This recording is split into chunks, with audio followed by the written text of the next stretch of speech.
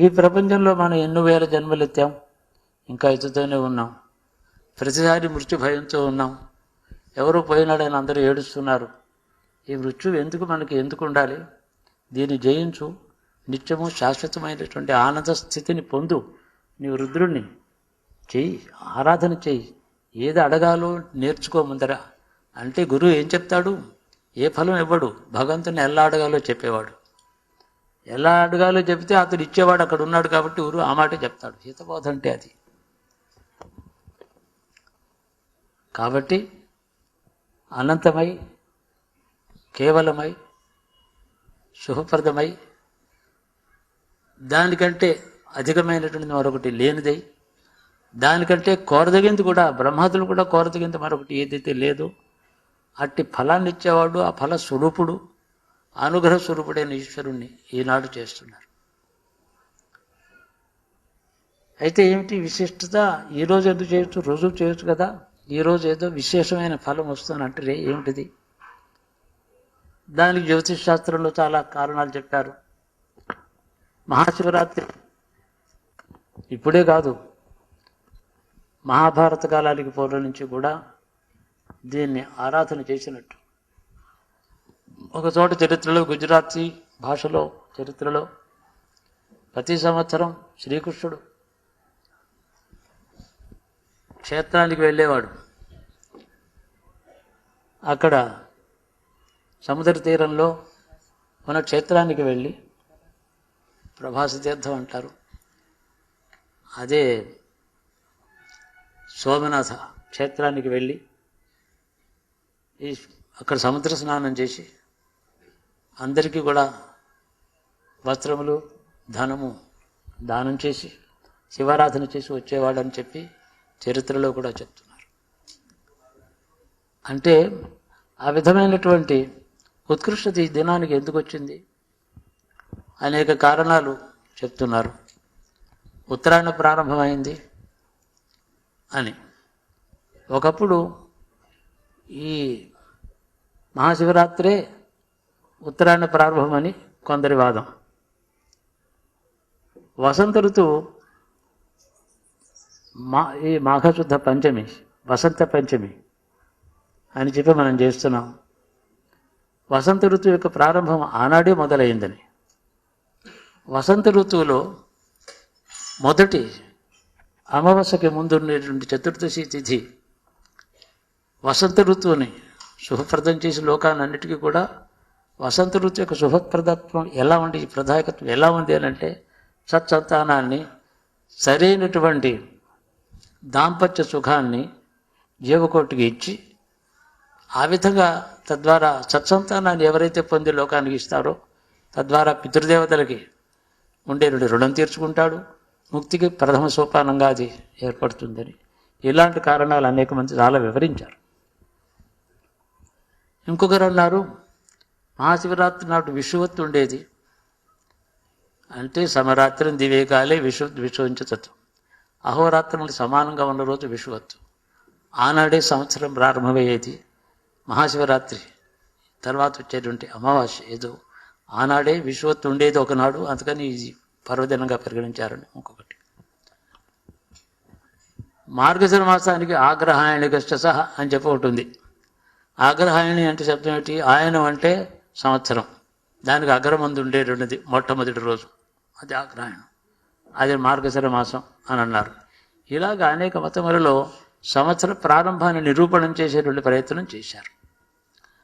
కానీ బహుళంగా అనేక మంది పండితులు, వ్యాఖ్యాతలు ఈ మహాశివరాత్రిని మాత్రం ఈనాడే, ఈ మాఘమాసంలో అమావాస్యకు ముందు చతుర్దశి అత్యుత్తమైన తిథి, ఇది మోక్ష విద్య.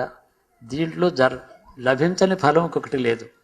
ఆయా సంవత్సరములలో మొత్తం అంతా కూడా ఆయా తిథులలో, ఆ మాసములలో, ఆ నక్షత్రాలలో ఏ ఏ దేవతలను ఆరాధిస్తే ఏ ఫలములు వస్తాయో అవన్నీ ఇందులో లభిస్తాయి. అవన్నీ అవసరం లేనటువంటి ఫలం మోక్షం ఇందులో వస్తుంది అని దీని ఉత్కృష్ట చెప్పారు. ఈ వసంత ఋతువు తర్వాత మనకి నేడు అందరూ చూస్తున్నటువంటి పాల్గొన మాసం వస్తుంది. పాల్గొన మాసం ఏమో వసంతోత్సవం, హోలిక ముందుగా ఉన్నదే ఈ శివరాత్రి. ఏ విధంగా స్త్రీ పురుషులు ఏ విధంగా పరస్పరం ఆకర్షితులు కావాలి, ఉద్దేశం ఏమిటి అందులో అంటే ఒక ధార్మిక ప్రవృత్తి, శాస్త్రం ఒప్పుకునేటువంటి విధంగాను ఒక పరమార్థాన్ని కోరి చేసుకోవాలి. అంతేకాని స్త్రీ పురుషులు మేము స్వేచ్ఛగా ఆడుకుంటాం, సరదాగా మీకెందుకు మా ఇష్టం ఆడుకుంటామంటే అది మదనోత్సవం కాదు, మదోన్మత్తోత్సవం. అది అలా చెప్పలేదు భారతదేశంలో, భారత సంస్కృతిలో అది లేదు. అయినా సరే మేము చేసుకుంటాం మీకెందుకంటే తప్పకుండా వాళ్ళకి కావాల్సినటువంటి అవకాశాన్ని ఇచ్చి అలా చేసుకునేవడమే మంచిది. దాన్ని ఎందుకు వ్యతిరేకిస్తున్నారు? వాళ్ళు ఏమో ధర్మభ్రష్టులు అవుతారేమోని కదా. కానివ్వండి, ఆ తర్వాత వాళ్ళని దూరం పెట్టండి. మళ్ళీ మీరు ఎన్నుకునే వివాహాది ఎన్నికలలో వాళ్ళని పరిహరించండి. ఏమీ మద్యం అమ్మటం లేదా? అందరినీ తాగమని బలవంత పెడుతున్నారా? తాగిన వాడికి ఏమవుతుందో చూస్తున్నాం. అది జరుగుతుంది. వాడిని ఏమో ఆసుపత్రికి పంపిస్తున్నాడు. అలాగే ఒక నేరం చేసిన వాడిని ఎలా పరిహరించాలో అలా పరిహరించాలో కానీ దానికి నేరానికి జరగకుండా యుద్ధం చేసే అధికారం ఎవరికి లేదు. శివతత్వంలో ఒక అద్భుతమైనటువంటి విశేషం ఏంటంటే సర్వమును జయించాడు. ఐశ్వర్యం అంటే దరిద్రం నీలలోహిత, తన కోసం తను ఏది పెట్టుకోకుండా ఉండిపోయినాడు. ఏమీ లేనివాడు కాబట్టి దరిద్ర నీలలోహిత, అది ఆ శబ్దం చేత ఉన్నాడు. ఈశ్వర శబ్దం చేత ఐశ్వర్యం వచ్చింది, అందరికీ ఇచ్చేవాడు. కుబేర స్త్రీంబకసక, అతడికి అతి మిత్రుడు, సన్నిహితుడైన మిత్రుడు కుబేరుడు. లోకానికంతా ఐశ్వర్యం ఇచ్చాడు. ఆదిభిక్షువుగా అన్నపూర్ణ దగ్గర వెళ్ళి భిక్ష తీసుకుంటానన్నాడు. అదేమిటి ఆ భిక్ష తీసుకోవడం అవసరమా? అది జ్ఞానికి అన్నీ విసర్జించిన వాటికి ఏ రోజుకి ఆ రోజు భిక్షాన్నం తీసుకోవడమే వైరాగ్యం. అదే జ్ఞానానికి మార్గం, అదే వైరాగ్యం అని చెప్పి బోధ కూడా అందులో ఉంది. అందుకని ఆయన అవసరం చేతి కాదు, లోకానికి మార్గదర్శకం. ఈ మహాశివరాత్రి అత్యద్భుతమైనటువంటి శక్తి సంపన్నమైనటువంటి నవగ్రహములు, ఋతువు, సంవత్సరంలో ప్రారంభ దశ అన్నిటికీ ఎన్నో జ్యోతిషశాస్త్ర రహస్యములతో కూడి ఈనాడు చేసే శివారాధనకి అత్యంత ఉత్కృష్టమైన ఫలాలు ఇచ్చేటువంటి శక్తి ఈ కాలంలో ఈ రోజు ఉంది. దానికి రోజు చేసినప్పుడు ఈ రోజు వచ్చే ఫలములు చాలా అధికమని పెద్దల ఉద్దేశం. అందుకని చెప్పారు మహాశివరాత్రి. శివరాత్రి ప్రతి మాసంలోనూ వస్తుంది. ఇది మహాశివరాత్రి. ఆ మహాశబ్దం చేత ఈనాడు దేవతలు కూడా ఆయన్ని స్మరిస్తారు. గంధర్వులు, అప్సరస్సులు, ఊర్ధ్వలోకాలలో ఉండేటటువంటి పితృదేవతలు కూడా దీన్ని ఆరాధిస్తారని ఒక పురాణం చెప్తుంది. దేని చేత మనుషుడు ఇంకా కోరుకోదగింది ఏమీ లేకుండా సంపూర్ణంగా ఉత్తీర్ణులు అవుతాడో అటిది పరమేశ్వరుడు శివుడిని అడగాలి. శివుడు మనల్ని మాయలో ముంచేవాడు కాదు, మాయ నుంచి రక్షించేవాడు. సృష్టి యొక్క రచనలో ద్వంద్వములు ఉన్నాయి. ఆ ద్వంద్వములు త్రిగుణములు ద్వారా ద్వంద్వములను పొందుతున్నాడు మనుషుడు. కామక్రోధ లోభములన్నీ కూడా ఈ సత్వరజ తమస్సులని 3 గుణములలోంచే పుడుతున్నాయి. జ్ఞానం కూడా ఈ త్రిగుణములను సమత్వం చేయడం చేతనే మళ్ళీ యోగసిద్ధి వస్తోంది. కేవలం శుద్ధసత్వం చేత ముక్తే వస్తోంది. బాధ ఏమీ లేనటువంటిది. అటువంటి స్థితిని ఈశ్వరుడు ఇస్తున్నాడు. నేడు ప్రపంచమంతా కూడా హింసాత్మకము, రాగద్వేషములు. రాగమేమీ లేదు, ద్వేషం మాత్రమే ఉంది. ఆ రాగం దేని మీద ఉంది? ద్వేషం మీద రాగం, ఇంక దేనిమీ లేదు. ఇంత కష్టపడుతున్నప్పుడు ఏమిటి మనకి శరణ్యం? ఏమిటి? శివారాధన తప్ప ఇంకోటి లేనే లేదు. ఆ తత్వాన్ని ఆరాధించవలసిందే. సంవత్సరం పొడుగునా ఆయా దేవతలను, ఉత్థాన ఏకాదశి మహావిష్ణువుని ధ్యానించండి, మహావిష్ణువుని పూజ చేయండి. ఈ ప్రపంచంలో ఉండేది ఈ మాయా స్వరూపుడు అతడు అంటున్నారు. మాయ నుంచి ముక్తినిస్తాడు, మోక్షాన్ని ఇస్తాడు శివుడు. కాబట్టి ఆయా దేవతలను అందరినీ ఆ సంవత్సరం పొడవునా ఆరాధన చేయడం ఆయా ఫలములన్నీ వస్తాయి. ఆత్యంతికమైనటువంటి ముక్తి హేతువైనటువంటి శివతత్వాన్ని చెప్పడం చేత మహాశివరాత్రికి ఉత్కృష్టత ఎంతో చెప్పారు పెద్దలు. ఈనాడు ఇండోనేషియాలో కూడా వాళ్ళ క్యాలెండర్ వేరు, వాళ్ళ మాసాలు వేరు, వాళ్ళ వారం కూడా 7 రోజులు ఉండదు, వాళ్ళకి 5 రోజుల వారం. ఇలా చిత్రమైనటువంటి మతం ఉన్నప్పటికీ మహాశివరాత్రి మాత్రం ఇదే రోజు ఈ రోజునే అవుతూ ఉంటుంది బాలియలంలో. అక్కడ ఈ రోజే ఇక్కడే మనం ఎలా చేస్తున్నామో అలాగే ఇండోనేషియాలో మహాశివరాత్రి చేస్తారు.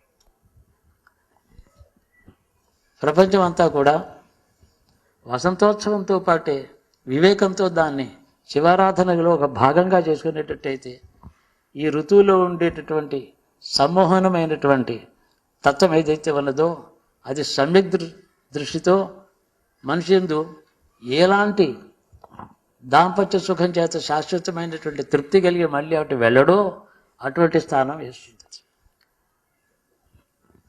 చైత్రమాసం వస్తుంది. రేపు రామాయణంలో ఒక విషయం ఉంది. చైత్రమాసం ఇప్పుడు మనం మొదటి నెలగా మనం చేస్తున్నాం కదా, అలా లేదు. సంవత్సరంలో 12వ నెల చైత్రం, అప్పుడు పుట్టాడు రాముడు. రామాయణంలో అలా ఉంది. సంవత్సరంలో చివరి మాసమైనటువంటి చైత్రమాసంలో 9వ నాడు ఆయన పుట్టాడు. రేపు అది వస్తుంది. ఫాల్గుణ మాసంలో వసంతోత్సవం వస్తుంది, కామదహనం అవుతుంది. కామదహనం చేత ఎలాంటి వికారము లేనటువంటి తిరుగుడుగులు అతీతమైనటువంటి శుద్ధ ధర్మస్వరుడు రాముడు పుట్టాడు. ఈ క్రమంలో ఉన్నాయి లోక పరిపాలన అంటారు. ఇవన్నీ చూసేటట్టయితే హిందూ ధర్మంలో అన్ని పండుగలు ఒక అద్భుతమైనటువంటి మాలారచన చేసినట్టుగా ఉన్నాయి. దాన్ని ఆయా ధర్మాన్ని తెలుసుకొని సూక్ష్మం తెలుసుకొని వాటిని పరిగణించే ప్రతి గృహస్థికి కూడా సుఖము శాంతి కలుగుతుంది. విశేషం ఏంటంటే ఆర్య సమాజం కూడా ఇవాళే పుట్టింది. ఆర్య సమాజానికి కర్త ఉన్నాడు స్వామి దయానంద సరస్వతి. మహనీయుడు, మహామేధావి, గొప్ప యతీశ్వరుడు, జ్ఞాని, మహాపండితుడు. వేదములకి భాషను మళ్ళీ రాశాడు ఆయన. ఆయన మతం కూడా ఇవాళే పుట్టింది. కానీ దానికి పుట్టు ఇంకొకలాగా జరిగింది. ఆ మార్గం ఇంకోటి. మనమేమో ఈ లింగానికి ఇంత జాగ్రత్తగా ఆరాధన చేస్తే ఆయన కూడా తన తండ్రితో వెళ్ళి మహాశివరాత్రి రాత్రి అంతా అక్కడ ఉండి శివపూజ అంతా చేశాడు.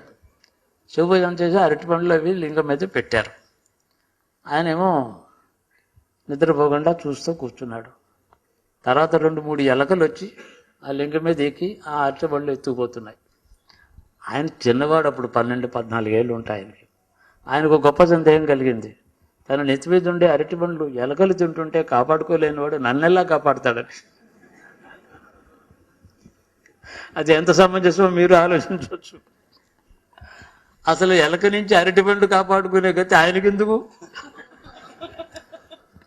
అరటిపండు కాపాడుకుని ఎలకను తోసేసి తను తింటాడా? మనం చేస్తాము ఆ పని. మన వంటి స్వభావం ఆయనలో ఎందుకు లేదని ప్రశ్న. అది ఎంత సమంజసంగా ఉంది మీరే ఆలోచించండి. ఆ తర్వాత ఎంత పెరిగి ఆయన చేశాడు. విగ్రహారాధనే వద్దన్నాడు. పండుగలు అక్కర్లేదు, విగ్రహారాధన అక్కర్లేదు, గుడి గోపురాలు వెళ్ళక్కర్లేదు, గంగాస్నానం అనవసరం, వేదం చదువుకోండి అన్నారు. అంటే ఈ రోజునే ఆ మతం కూడా పుట్టింది. విగ్రహారాధన లేక పురాణములన్నింటినీ వర్జిస్తే ఇక మిగిలింది హిందూ ధర్మం ఏమిటో నాకు తెలియదు. పోనీ అందరూ వేదం చదువుతారా? అంత ఓపిక ఉందా? చదివితే దానికి ఏమైనా అర్థం అవుతుందా? చదివిన వాళ్ళకి అర్థం కావటం లేదు 7 తరాల నుంచి. కానీ చదవకపోతే అది లుప్తమైపోతుంది. రక్షిస్తున్నారు. అది ఈనాడే పుట్టింది.